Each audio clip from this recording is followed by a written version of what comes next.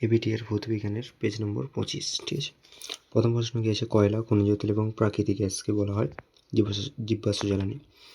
এখানে প্রশ্নটি উল্টো হতে পারতো যদি থাকতো যে এটি জীবাশ্ম জ্বালানির নাম কি, তখন কি কয়লা, খনিজ তেল বা প্রাকৃতিক গ্যাস যে কোনোটা দেওয়া যায়। তারপরে কি আছে, পি চাপ ও টি তাপমাত্রায় ভি আয়তন হিলিয়াম গ্যাসের অণুর সংখ্যা এক্স, একই চাপ ও তাপমাত্রায় 3V আয়তনের অক্সিজেন গ্যাস অণুর সংখ্যা কত হবে। ঠিক আছে, এই প্রশ্নে যদি আয়তন যখন বৃদ্ধি পাবে তার সঙ্গে মোল সংখ্যা কী হবে, বৃদ্ধি পাবে। আয়তন আর মোল সংখ্যার সম্পর্কীয় সমানুপাতিক সম্পর্ক হয়। আয়তন বাড়লে মোল সংখ্যা কী হবে, বৃদ্ধি পাবে।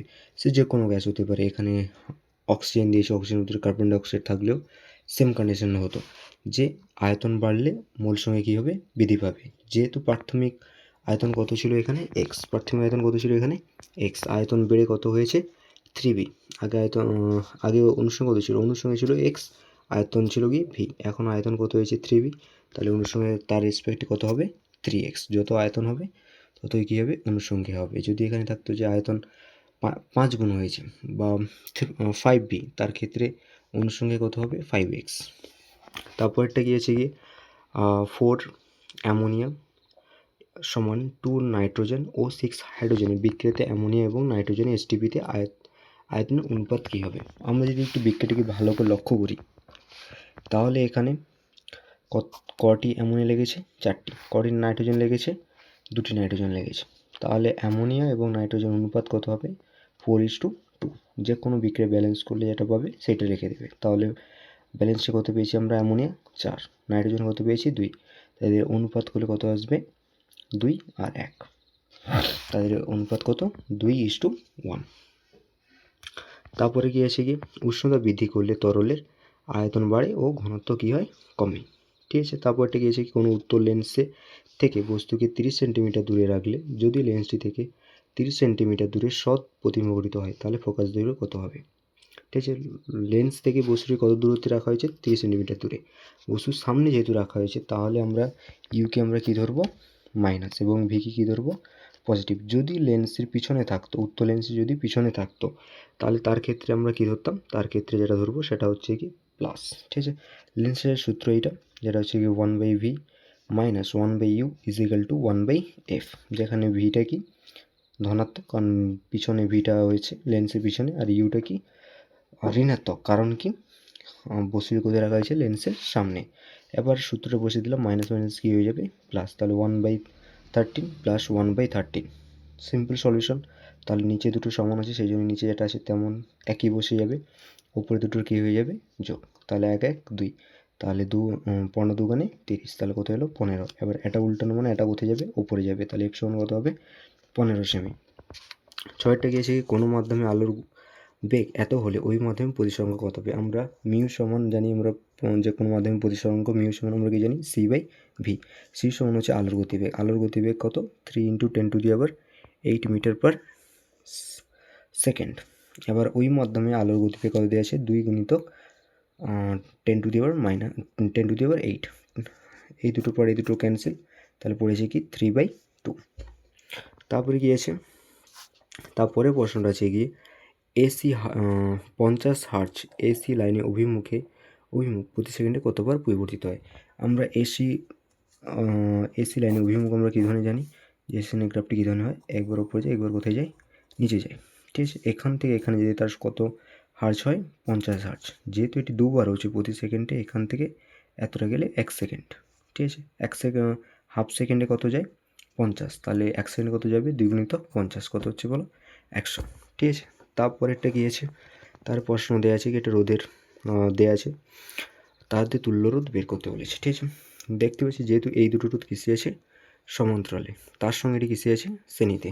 তাহলে সমান্তরালের সূত্র আমরা কী জানি, যে 1/r is equal to 1/r1 plus 1/r2। এবার মানটা আমি বসে দিলাম যে 1/3 প্লাস 1/6, দুটো লসাগু করলে কত আসবে 6। তাহলে এর সঙ্গে 2টা গুণ করলে, এর সঙ্গে 2টা গুণ করলাম, তাহলে কত এলো 6/2/6 প্লাস 1/6। তাহলে নিচে দুটো সমান, তাহলে কি আসবে 6, আর উপর দুটো গিয়ে যাবে যোগফল, তাহলে 2 + 1 3, তাহলে 3 দুগুণে কত 6। এবার এটা কী করতে হবে, উল্টে দিতে হবে। তাহলে এখানে আর সমান কি আসবে কি, যে r1 + r1 R2 by R1 into R2 plus R2, ঠিক আছে। এটা লাগিয়ে দেবে, কত আসবে 2। এবার এর সঙ্গে এটি কিসে আছে, শ্রেণীতে আছে, তাহলে দুটো শ্রেণী তুলে দিয়ে সূত্র আমরা কি জানি যে R = R1 প্লাস কি R2 জানি আমরা, তাহলে যোগ করলে কত আসছে বলো 4।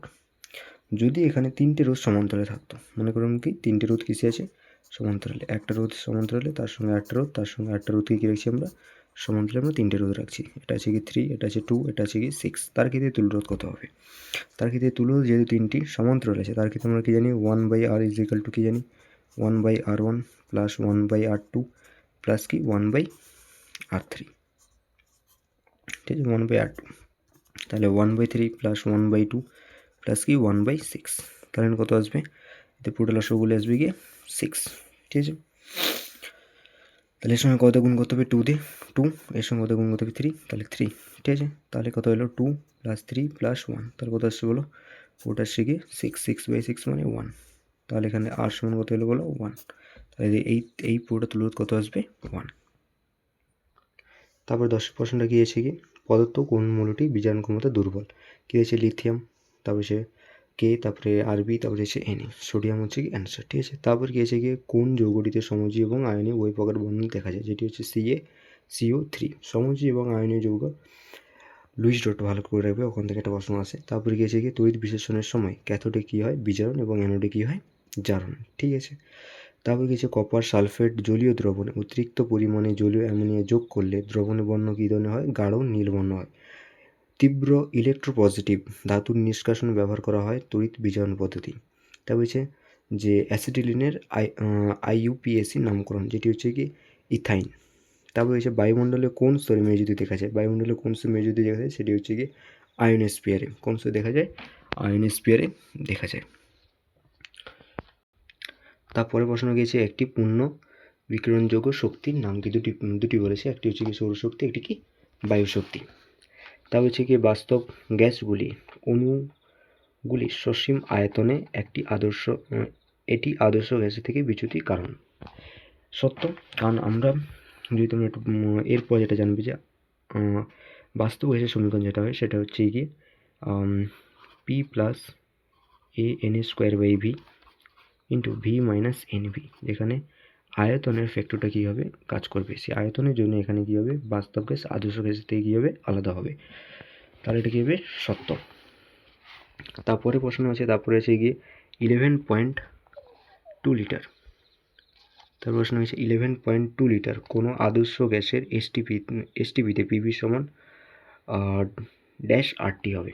আমরা এন সমান আমরা কি জানি যে আয়তনটা দেওয়া থাকবে, কত আয়তন দেওয়া আছে 11.2 লিটার দেওয়া আছে, এসটিপিতে কোনো গ্যাসের আয়তন কত 12.4 লিটার হয়, তাহলে কাটাকাটিগুলো কত আসবে বলো 1/2 আসবে, যাকে আমরা লিখতে পারি 0.5। এরপরে অথবার কোশ্চেনটা কী আছে, অথবার কোশ্চেন দিয়েছে বয়েলের সূত্র অনুযায়ী পিভি ভার্সেস ভি এর লেখচিত্র অঙ্কন করো, ঠিক আছে। পিভি ভার্সেস ভি লেখচিত্র কী ধরনের হয়, একটি সরলরেখা বরাবর চলতে থাকে, ঠিক আছে। পিভি সমান কনস্ট্যান্ট, যেহেতু দেখবে একটা নির্দিষ্ট মানে ভির মান কী থাকবে রেখাটি সরলরেখা বরাবর। যদি বল তোমাকে পিভি ভার্সেস পির গ্রাফটি, সেটাও কী হবে একটি সরলরেখা হবে। যদি আরেকটা গ্রাফ যেটা হচ্ছে কি পি ভার্সেস ভি গ্রাফ, যেটা কী হবে এইভাবে দেখতে হবে। আরেকটা হচ্ছে ভি ভার্সেস টি গ্রাফটা করে রাখবে। তারপরেটা আছে কি তাপে সুপরিবাহী একটি তরলের উদাহরণ, তাপের উপর একটি তরল উদাহরণ হচ্ছে গিয়ে পারদ। তা হচ্ছে কোনো ব্যক্তি একটি বহুতলা বাড়ি পূর্ণাঙ্গ প্রতিবিম্ব একটি ছোট দর্শনে দেখতে চান, তাহলে তিনি কী দর্পণ ব্যবহার করবেন। যদি আমরা কোনো বস্তু বড় বস্তু ছোট দেখতে চাই, তার জন্য আমরা কোন লেন্স ব্যবহার করব, উত্তল লেন্স। উত্তল লেন্স সর্বদা বস্তুর অসৎ এবং সমশীর্ষ ও ছোট প্রতিবিম্ব গঠন করে, যার ফলে একটি বড় বস্তুর পূর্ণাঙ্গ প্রতিবিম্ব একটি ছোট দর্পণে দেখা সম্ভব হয়। তারপরে প্রশ্নটা কী আছে, অথবা যে প্রশ্নটা আছে যেটি হচ্ছে কি যে অবতল দর্পণে প্রধান অক্ষের সমান্তরালে আলোক রশ্মি কিরূপ প্রতিফলন ঘটে। কোনো অবতল লেন্সে প্রধান অক্ষ সমান্তরালে কোনো আলোকে পাঠানো হলে সেটি সর্বদা তার মুখ্য ফোকাসের মধ্যে দিয়ে যায়, সেটি সর্বদা কী হবে তার মুখ্য ফোকাসের মধ্যে দিয়ে যায়। তারপরে প্রশ্ন হচ্ছে কি সাদা আলোর বিশুদ্ধ বর্ণালীর প্রান্ত বর্ণ দুটি কী। প্রান্ত মানে হচ্ছে লাস্ট বর্ণটা কী হবে বেগুনি এবং লাল। আমরা জানি যে সাদা আলোর সাদা আলোর বিশুদ্ধ বর্ণালীতে 7টি রং থাকে, যেটি কি বলো? বেনিয়াস কলা, যার প্রথমটি হচ্ছে বেগুনি এবং লাস্টটি হচ্ছে কি লাল। ঠিক আছে। আর এখানে আরেকটা প্রশ্ন থাকে যে লাল আলোকে কেন আমরা বিপদ সংকেত চিহ্ন হিসেবে আমরা ব্যবহার করি? এটা করে রাখবে যে, বা লাল আলোকে কেন আমরা সিগন্যালে ব্যবহার করে থাকি। তারপরে 8 নম্বর যেটা হচ্ছে কি আর্থিং তার সর্বদা ভূসংলগ্ন থাকার কারণ পৃথিবীর বিভব সর্বদা কত হয়? 0। পৃথিবীর বিভবকে আমরা সর্বদা 0 হিসেবে আমরা নিয়ে আমরা চলাচল করি। তারপর হচ্ছে 3 পিন প্লাগে মোটা পিনটিকে আমরা কি বলি? আর্থ পিন। আমরা কি বলি? আর্থ পিন। তারপরে প্রশ্ন গেছে গিয়ে ফিল্মের বাম হস্তে নিয়মিত চৌম্বক ক্ষেত্র ও তড়িৎ ক্ষেত্রের মধ্যবর্তী কোণ কত হয়? 90 ডিগ্রি। ঠিক আছে। কত ডিগ্রি কোণ হয়? 90 ডিগ্রি। তারপর হচ্ছে গিয়ে এই তেজস্ক্রিয় রশ্মির তেজস্ক্রিয় মৌলের পরমাণু কোন অংশ থেকে নির্গত হয়? নিউক্লিয়াস থেকে নির্গত হয়। অ্যানোড মাঠে উপস্থিত দুটি দামি ধাতুর নাম কি?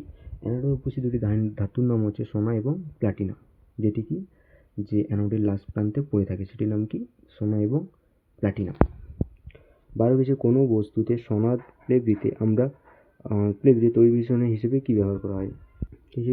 কোনো বস্তুতে সোনার প্লেট দিতে তড়িৎ বিকিরণ হিসেবে কি ব্যবহার করা হয়? সেটা হচ্ছে গিয়ে পটাশিয়াম অরোসায়ানাইড। যদি বলতো যে রূপোর প্লেট দিতে আমরা কি ব্যবহার করে থাকি? যেটি হচ্ছে গিয়ে পটাশিয়াম অ্যাজেন্টোসায়ানাইড। ভালো করে বলছি, রূপোর ক্ষেত্রে আমরা কি ব্যবহার করি? পটাশিয়াম অ্যাজেন্টোসায়ানাইড। আর সোনার ক্ষেত্রে আমরা কি ব্যবহার করি? পটাশিয়াম অরোসায়ানাইড। তারপরে 12টা গিয়েছে কি পিতল চামচের ওপরে